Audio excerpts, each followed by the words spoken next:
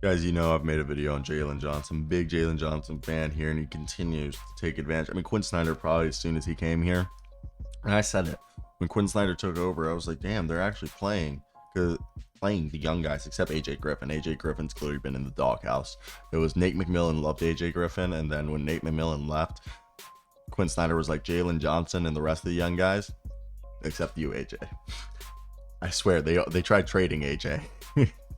For Pascal Siakam, and AJ's just not playing this year.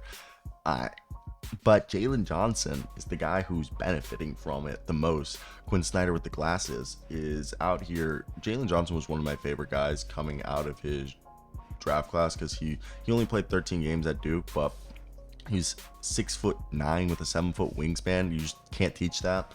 And the kid's 21. I mean, look, this kid coming in, I was a big fan of his because the ability, obviously he's showing this kind of like he's like a pseudo Ben Simmons, you could say, as he's shown this effective half-court driving ability, 6'9", 7-foot frame with a 7-foot wingspan, great frame. Okay, like his natural vision is like super intriguing.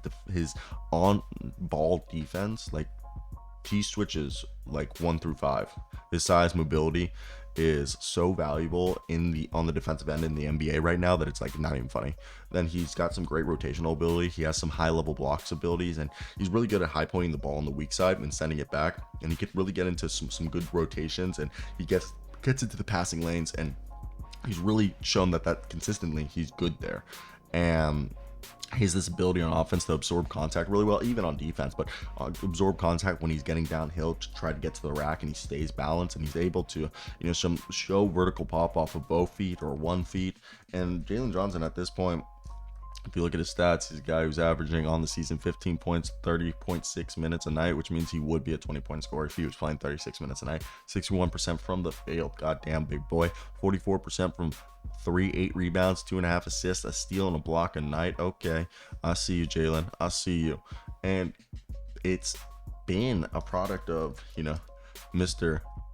Quinn Snyder's out here getting this guy. So Jalen Johnson is a guy that I really like. When he came out, he's fulfilling his potential as this guy who's putting it together due to that size and length and, ball handling ability. And he's incredibly fast, multi-positional defender due to his speed, but he's also able to get buckets from all 3 levels. And that shot is starting to like come through. That stroke is decent. And he's figuring out his game. And we got to give a round of figures to Quinn Snyder, but he's a stud, and it's been fun. So I just want to give him credit. Like last night, Jalen Johnson had, if we look at it, 18.7 of 12.